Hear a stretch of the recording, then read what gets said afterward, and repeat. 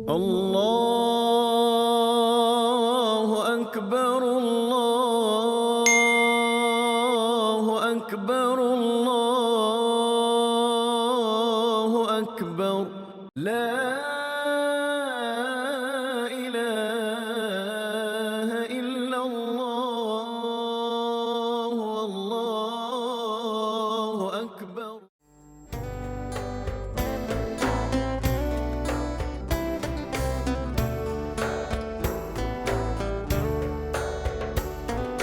Baba, bila adik besar, adik nak kerja jauh sikit. Gaji besar, duit banyak. Supaya Baba boleh hidup senang.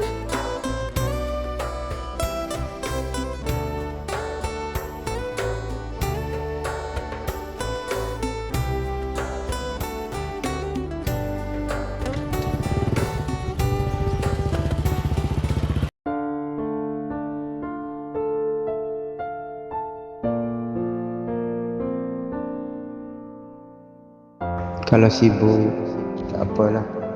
Baba cuma nak pastikan anak Baba makan kuih raya.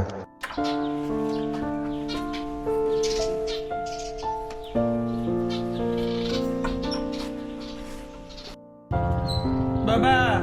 Baba!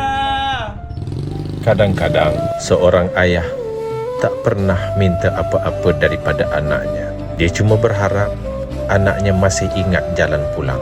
Anak-anak, pulanglah ke pangkuan kedua ibu bapamu sebelum mereka kembali pulang ke pangkuan ilahi. Yang tinggal nanti hanyalah penyesalan dan rindu yang tak sudah. Selamat Hari Raya Aidilfitri dari Superbig Pharmacy. Maaf zahir dan batin.